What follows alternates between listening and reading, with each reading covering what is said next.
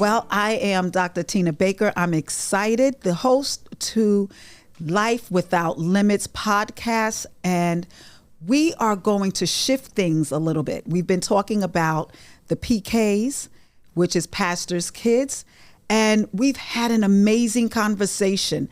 And now we're going to shift a little bit, and we're going to talk about relationships and overcoming obstacles. And who better to have this conversation with me than with my husband? Stephen is on the scene with the gangster lean. Oh, gosh. And so I'm excited that he's here with us, and we have jokes, we have stories, we have it all. But really, this is something that we've been passionate about for a long time. I believe it was in, like, I don't know if it was the side where Brooke went to school, where we went to the conferences. Oh, you talk about the couples retreats? We did it for like 7 years. Yeah, something like that. And yeah. I think one of the things that you said earlier in there, and we might have heard it from another pastor, that said, don't do more maintenance on your cars than you do on your marriage. Yeah. And so that is where we kind of started saying, let's do this. And we made an investment in ourselves. But it's not as if being married is just like add coffee and stir. It's work. Yeah, it's not add water and stir, especially when the kids start coming and then the family dynamic changes. So yeah, there's got to be some, not just maintenance, there's got to be some proactive work done there. Things don't just come by osmosis oftentimes. Surely everybody, when married or getting married, they intend for it to work. And I've seen great people fall out of love or out of relationship with people for various reasons, for so many different reasons, dynamics they never included in their thought process of marriage, like loss and children and job, financial decisions and things like that. So yeah, we decided that we were going to be proactive, especially when the kids came along. So when the kids came along, the other component to it is that you begin to have this routine. Yeah. You know, you always took the kids to school. We always had a routine.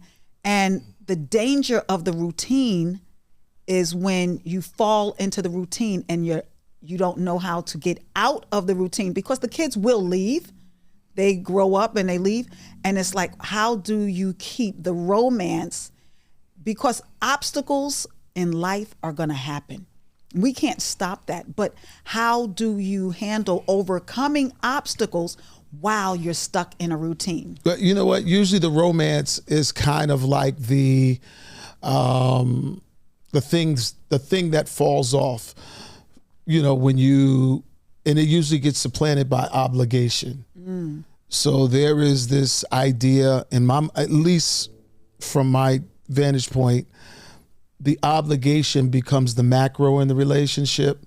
Let's make sure everybody's fed, bills are paid, nothing's turned off, cars are running, insurances are in place.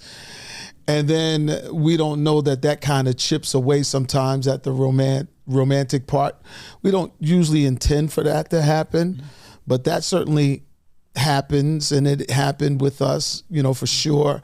And it's something that a lot of people have a hard time getting back to, because obligation never ends, right? So we're always trying to make sure everything is in place, especially for these little people that didn't ask to be here, and God has given us space for them in our lives. We certainly have an obligation to that, but you know, we got to remember that when all of that is done, and all of those talent shows and games and sports things or whatever, I think Blair was color guard. Bryce was in football and different things like that. Blair was in lacrosse. The singing. And when that's all done, you know, how do you slip away from that and then go back to being Mac Daddy, so to speak, or you know, or where we were once, you know, where we were when we started, you know, when we had Google eyes for each other when we started, and Also, too, what doesn't come into play, and I know I might be going way ahead, is that we don't know how the framework of love kind of changes as well, right? So love evolves. It grows, and, there's the scripture that talks about a husband has the obligation of loving his wife like Christ loved the church and gave himself for it. That last part, I don't know if I loved you maybe to that level when I first met you, but I understand what that level is now, 34, 35 years later. But in year one, it was all about, look at her eyes, look at her teeth, look at her hind parts, look at her body. Steve, I don't think you're supposed to say hind parts. I think we should, because I think we should, because that's who we are. Yeah. So, you have all of that. But I remember sharing with someone that after the kids have gone, you have to now be intentional about saying, let's make sure we have our time. And our time, TV time, we love to watch TV together. Our time can be like, I'm going to walk and I'm going to swim. And so when Stephen says, I'm going to walk with you, that's a treat. Yeah. That's a treat for me, because now you're on the walk with me. So it's like being intentional to say, this means not just this, but we mean enough to get out of the routine, because you can get stuck in it.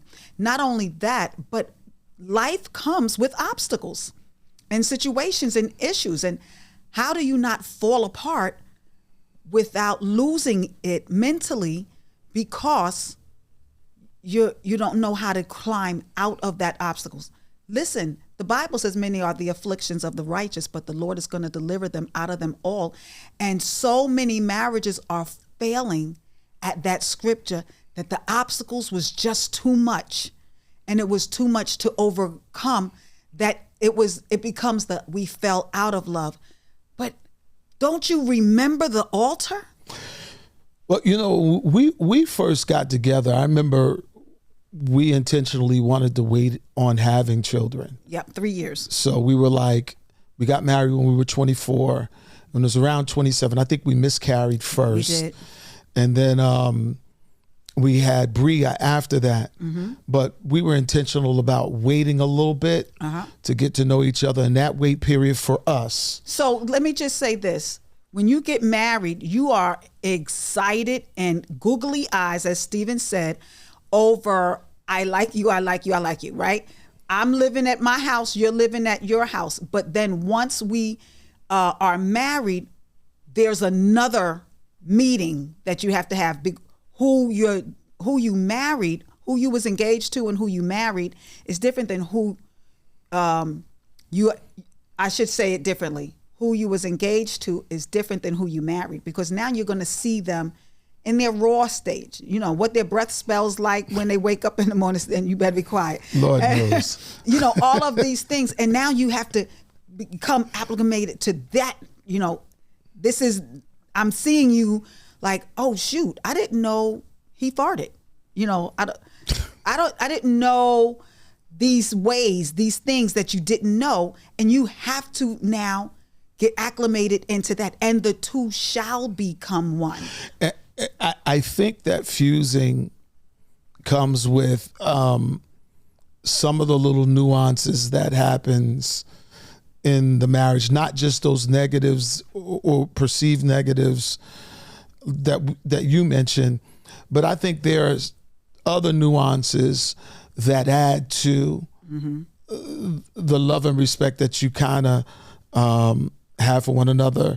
The way she walks, what she does when she or what he does when we wake up in the morning. I remember when we first got married, a lot of people, I think you said it, I don't know who really, where it came from or originated from, but that you were almost married before I was, because you had the ability to think of me for dinner. Yes. See, now, so I was working at Verizon, and for a little while I was used to getting something on the way home for myself. And now I'm married, and it was like, I came home one day, I think with Kentucky Fried Chicken, and you were like, did you get something for me? And I'm like, oh shucks, I forgot, kind of thing. And it was, but you had to let me know that, hey, I'm over here, and it didn't dawn on me because I was so used to being single, right?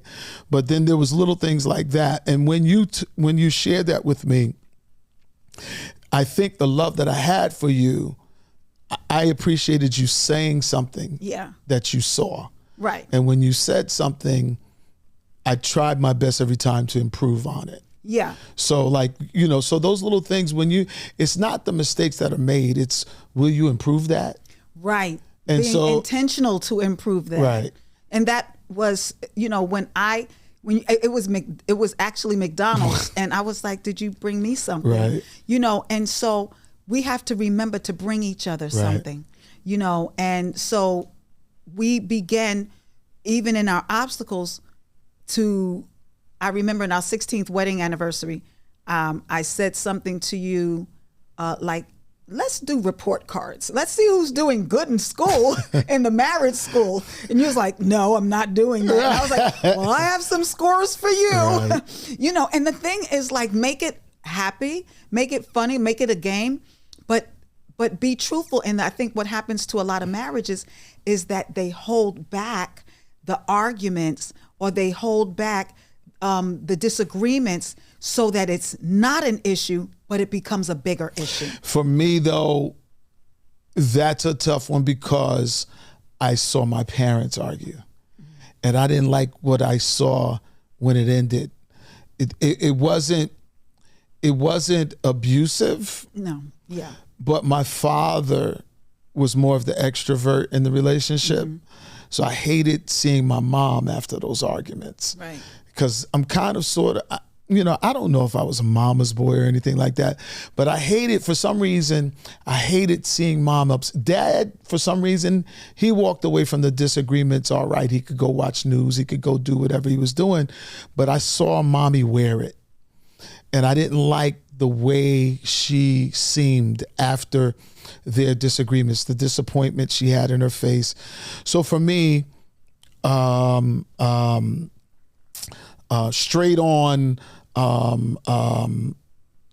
a straight on approach in terms of discussions and things like that have always been a problem for me because I didn't. And then my mother even said a couple of times, don't hurt your feelings, right? Mm-hmm. I remember I was talking, my brother David got married here recently, I guess a couple of months ago. Mm-hmm. And I had comments there and I brought up something from 1 Corinthians that talked about love. Mm-hmm. Love is patient, love is kind. Yeah.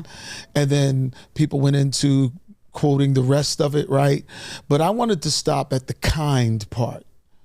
And that, love is not as this brutality that people kind of bring to it is really a tough piece of meat for me to digest. Like, so I always have a problem with that approach. And that may be a negative for me, but it comes from a place of seeing my mom really, really struggle with,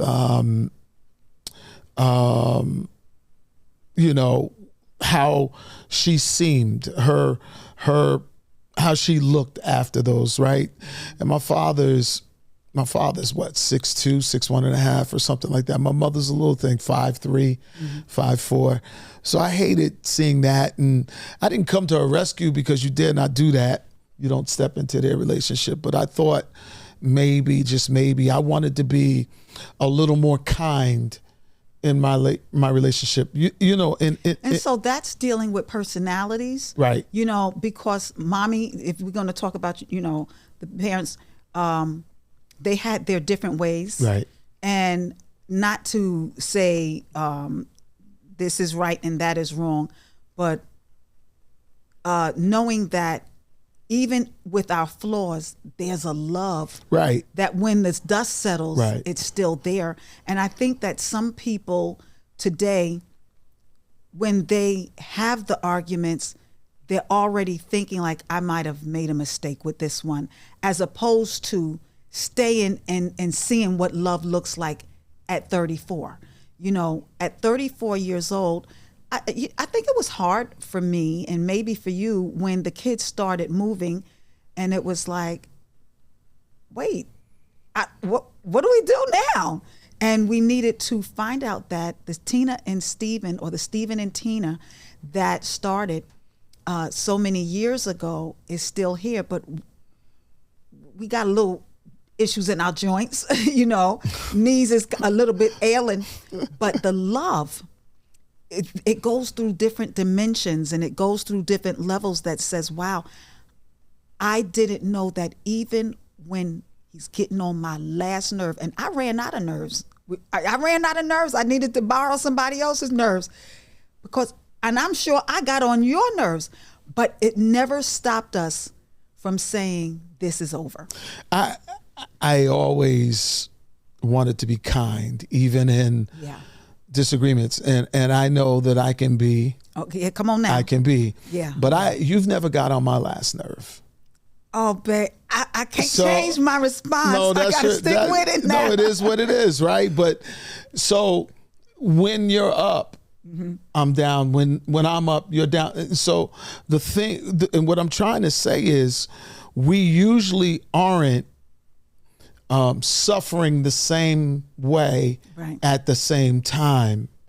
We've had a lot of things, like this marriage has survived the pandemic. Yeah. We've seen quite a few family members, especially on your side, pass away. Yeah. Two of your aunts during that season, one of your uncle, not all from COVID, but around that season. We started pastoring a church around that time. So we've kind of, as the kids were going, we still kind of had another big old toddler talking about the church to kind of handle or whatever. And quite frankly, I've always seen you as an amazing person, and I wish I was more like you in terms of networking and things like that. But what we kind of do, you spoke about walking as well. I know we're all over the place, but you spoke about walking. Mm-hmm. I've always thought that was kind of like your personal church. Yes, your space. It's my self-care. So when I go, sometimes I think those personal spaces as well are equally as important. So you can kind of flush out some of the issues, and it's my time actually to talk to God and things like that. That's where I do most of my conversations with God. We were up on the mountain when I lost my dad, and so we found places, people, places, and things to kind of help this relationship along. It hasn't, been easy, but it's been right. Yeah. And not only has it been right, I don't think I would take anything for this journey. Right. So when we look back over it and we look back on it, I am abundantly surprised that we're here, where we are. It's not where we thought we would be, but it's not where we used to be. And I know the best is yet to come. Mm-hmm. We're both working on our health issues at this time, and things like that, because we want to travel. Right. So now we got the grandkids. Yeah. And we've seen it done. Both our parents have been in successful. Both of our parents, they've been in successful marriages. We've had 4 parents. We're down to 1 now. So we've outlasted a lot of those pains that would, under certain conditions of people that may be watching this, didn't survive it. Right. God enabled us to do it all. His grace was sufficient. Yeah. And this love is more than sufficient. I know there's a lot of desires you have for this relationship, and I aim to please that part, but I don't, and also too, I kind of wanted to add to it too, each relationship has its own personal doctrine, and then when the kids come, they try and add stuff that tries to erode that doctrine of the house. But we've really maintained this God first, and everything else comes under that. In our relationship, I'm the majority cleaner. You're the majority cooker, and or chef, I should say. And we've kind of managed that. And I think once you establish a doctrine in a home, that it's important that it's defined. I don't know people like using terms roles anymore, but we have defined rather spaces that we know where we work best. And I'm curious to see where this goes from here. Well, listen, we almost at retirement. I'm excited to have pancakes at 50% off. So I'm just saying we got to get what we can when we can. Yeah. But, overcoming the obstacles that we have dealt with, and we have dealt with quite a bit, but our love was always stronger than the storm. And knowing that, my theory and belief and my mantra has always been, we said yes for real. Yeah. And it was not negotiable. It was not something that was easy to walk away from. So my desire is to say yes. I say yes again. I say yes again. And no matter what's happening around us, what's important is that us stays in place. Yeah. And so the kids are adults, they're homeowners, they're buying properties, and they're living their best life.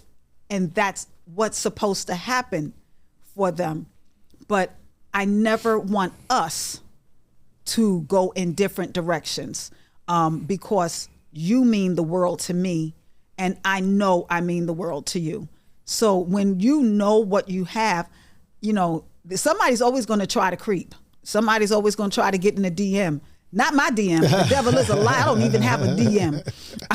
If I have it, I don't even know where it's at. How about that? So my thing is, I believe wholeheartedly that what God has for us is for us. And if we just stay focused and remember that young love, when we got together and we couldn't get off the phone. We're on the phone, and your father said, and you went through quite a few. And I hate the phone time zones. Time zones. Thank God they don't. It's unlimited minutes now on phones and text. Oh God, it was crazy then. But the thing is that we just didn't want to hang up. We always just wanted to hear each other's voice, or you would come by the house and I'm just like, he's here again. And so my thing is, we're still here. Yeah. Yeah. Yeah. So is there anything that you can say to a husband in regards to going through situations? What would you say for them to see if they can get back on track? Because marriage is created by God. It is. I would issue the challenge of counseling, number one, because I think you can get to the bottom of things by rehashing it, talking it through, and things of that nature. That would be my first thing. But I think people do a disservice by thinking that marriage is one size fits all. And so I think that what we do doesn't work everywhere. Right. You know what I'm saying? So I try not to enter spaces that have already been established by the couple and it's working for them. Because I do think that, for example, when we first got together, I was a huge sports fan. I've kind of leveled out a little bit, although I got on my Cowboys hoodie today. Okay. But you were supposed to be a Cowboys fan and she refused. And yeah, but you refused. But now you might be back now. I am, because you're on this. I don't want to give anybody a plug, but you're on this this documentary that's crazy. Yes. But because you like stories more than, Yes. it's not really about sports for you. It's about the stories. Yeah. But I remember when I know some guys, you know, they pimp out their whole garage, you know, with sports memorabilia and everything. Yeah. And if that's working there, I don't think that's space for me to say, hey man, your marriage will work better if you got rid of that and allowed her to park her car in the garage and things like that. I think people misstep when they do things like that. But I think when you establish, I use this word again, when you establish a doctrine in your home, like make sure that that's where both of you are comfortable. Mm-hmm. And then once you establish that, the maintenance of that is and the wrecking crew that really comes against it first is the kids. Yeah. They're going to try it all the time. Our kids are funny because we're now starting to get grandkids. And, you know, one said, you know, I'm going to do everything that y'all did. I love the times you put us to bed. And the other one's like, phooey. You know, and they're finding their way. And then they're saying, you know what? We should have done it like this from the beginning. And then the other one saying, you know, I wish I had done this and then that and things like that. And I remember we used to go on vacations all the time. Yep. The first visit we made before we started doing recreational stuff was a bookstore. Yes. So we would stop Lamb Bryce didn't like it. We would stop at the nearest Barnes and Noble or whatever. Yeah. It didn't have to be a Barnes and Noble, but we liked actually the mom and pop bookstores, and we would load up on books and we read the summer away, you know. So we did a lot of things that would be corny elsewhere. But I would say go to counseling first. Mm-hmm. Try and reestablish that communication where you once were. I think love, though, too, evolves. I think the young love that you were talking about, that puppy love where the eyes are fluttering and everything, that may not come back the way that one partner may want it to. But I think when what comes back, it can oftentimes be much better. Yeah, and I believe you can pick me up again. Oh, put me Lord, on your back. Here you go. I believe you got it. I believe you got it in you. Yeah, I'm coming to join you, honey. I'm coming to join. Well, I would say, and to the woman, you know, I started when we first got married. I started by saying, you was a young minister. And when you became the minister, I was like, I'm going to be your secretary and I'm going to make sure you have your alcohol appointments. There you go. And should you preach and it don't come out so right, I'll shout for you. But I wasn't really being authentic to me. Yeah. And I think finding out that I was an author, or finding out I was a playwright, finding out what was actually inside of me, that it was not going to take away from my family, but I didn't know that I had that in me. On that frontier, I tried to do two things, both push you and then get out of the way. And what I mean by that is that you had some gifts and talents that I wasn't aware of at the time we got married. Mm-hmm. They evolved early in the marriage. I said, hey, something's going on here. So when we both were in the ministry at the same time, you were getting many more calls than I was in the beginning, right? So I tried my best to push you. To your credit, what you were doing, you made sure dinners were there, things that were heat and eat, so that I didn't have to labor if me and the kids were home or whatever. You took care of all of that, and we still kind of established, you know, what was going on. And then you were still able to do your plays, your album, your this, your that.